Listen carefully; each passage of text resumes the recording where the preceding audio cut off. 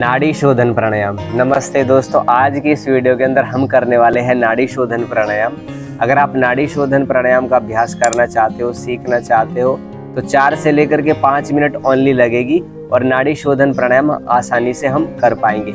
नाड़ी शोधन प्राणायाम को करने के लिए आप ऐसे बैठ जाओ जैसे हम आपके सामने सुखासन में बैठे हैं। और अगर आपने अनुलोम विलोम प्राणायाम का थोड़ा बहुत भी अभ्यास किया है तो आपको पता होगा कि अनुलोम विलोम प्राणायाम करते समय उल्टी वाली नासिका से हम प्रारंभ करते हैं। उसी प्रक्रिया को आज हम दोहराएंगे नाड़ी शोधन प्राणायाम को करने के लिए। नाड़ी शोधन प्राणायाम करने के लिए आपको सबसे पहले वायु मुद्रा का निर्माण करना है।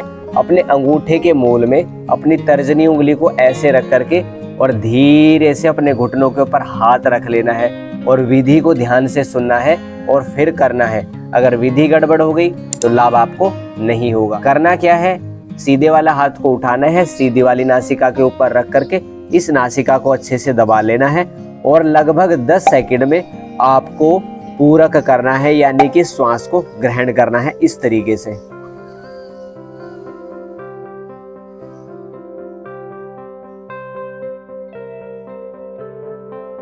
दस सेकंड तक श्वास को ग्रहण करने के पश्चात आपको 2 बंद लगाने हैं। एक बंद का नाम है मूल बंद और एक बंद का नाम है जालंधर बंद। मूल बंद में अपने एनस को ऊपर की तरफ खींचना है और जालंधर बंद में अपनी ठोडी को कंठकूप से यहाँ पर टच कर देना है इस प्रकार से। और यहाँ पर आपको 20 सेकंड तक रुकना है इस तरह से।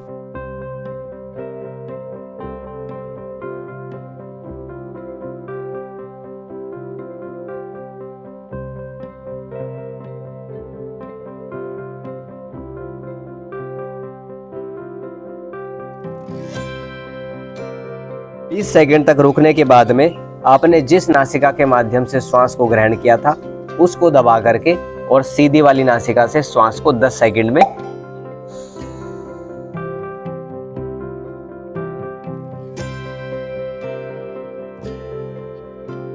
बाहर की तरफ निकाल देना है।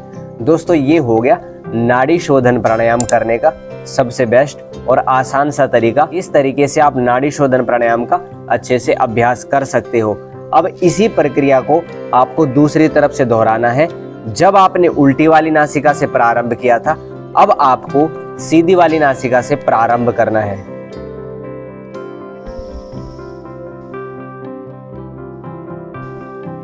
लगभग 10 सेकंड में श्वास को ग्रहण किया और फिर आपको 2 बंद लगाने हैं, मूल बंद और जालंधर बंद।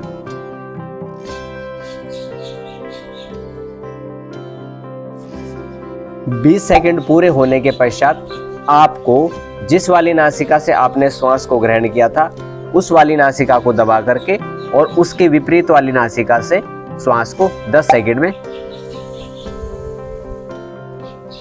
बाहर की तरफ छोड़ देंगे। आंखों को बंद रखना है तो भी विशेष लाभ इसका आपको मिल जाएगा। यह है प्रक्रिया दोस्तों नाड़ी शोधन प्राणायाम को करने की। अब नाड़ी शोधन प्राणायाम जब आप करते हो तो 3 बातें हैं जो विशेष है आपको ध्यान रखनी है। एक है पूरक और दूसरा है रेचक और तीसरा है अंतः कुंभक। पूरक का अर्थ होता है श्वास को ग्रहण करना और रेचक का अर्थ होता है श्वास को बाहर छोड़ना और अंतः कुंभक का अर्थ होता है श्वास को ग्रहण करके भीतर की तरफ रोक लेना।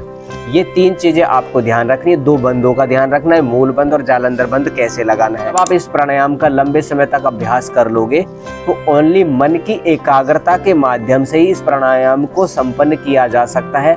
आपको अपनी नासिका के ऊपर हाथों को लगाने की जरूरत भी नहीं पड़ेगी और नाड़ी शोधन प्राणायाम आपका हो जाएगा। और इसमें एक बाह्य कुंभक भी होता है, यानी कि श्वास को आपने बाहर की तरफ छोड़ दिया और वहीं पर श्वास को रोक लिया, इसको बाह्य कुंभक बोला जाता है। और बाह्य कुंभक भी नाड़ी शोधन प्राणायाम में किया जा सकता है।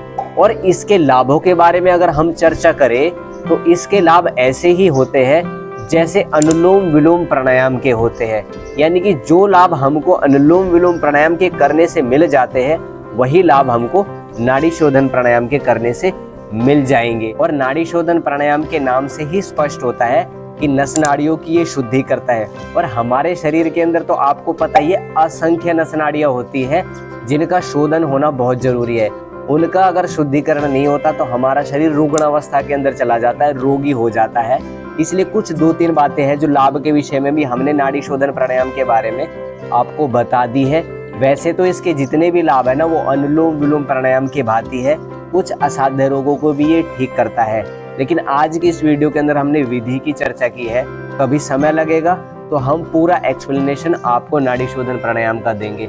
अब दोस्तों हम आपसे इजाजत चाहते हैं, जब तक के लिए इस वीडियो को यहाँ तक देखने के लिए आपका तहे दिल से बहुत बहुत धन्यवाद।